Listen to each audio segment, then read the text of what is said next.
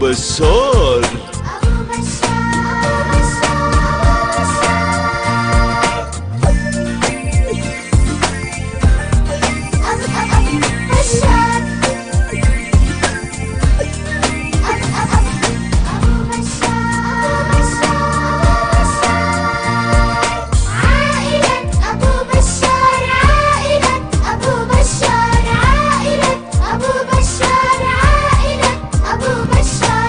أبو بشار.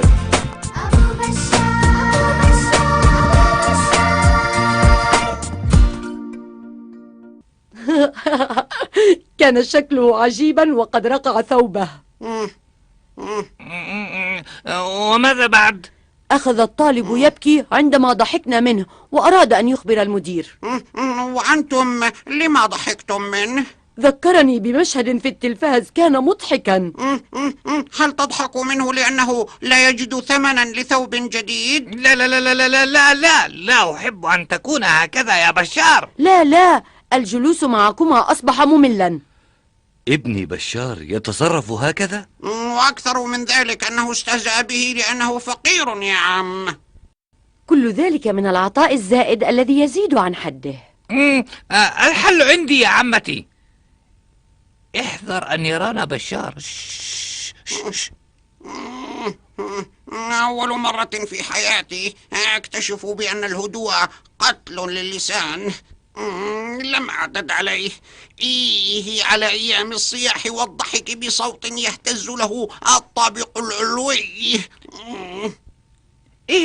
اهدأ وشق هذا الثوب الذي يرتديه بشار حين يذهب إلى المدرسة. حاضر. أمي، انظري ماذا جرى للثوب.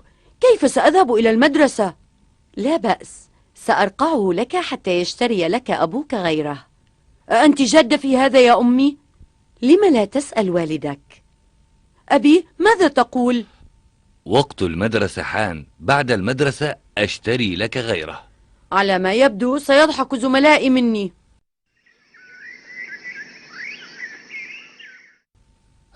أخبرني يا بشار، كيف قضيت يومك الدراسي؟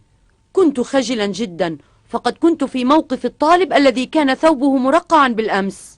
هذا عقابا فعالا لفعلتك. أجل، أكيد. صريح. فصيح. فهمت.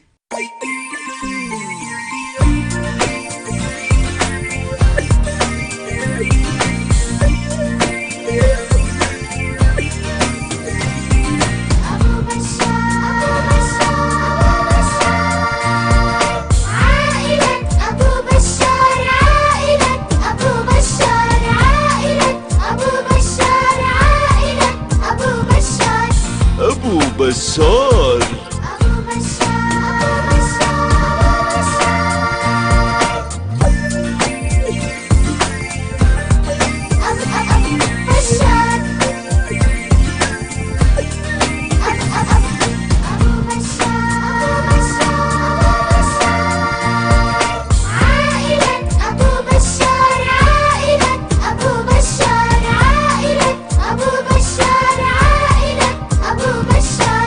أبو بشار.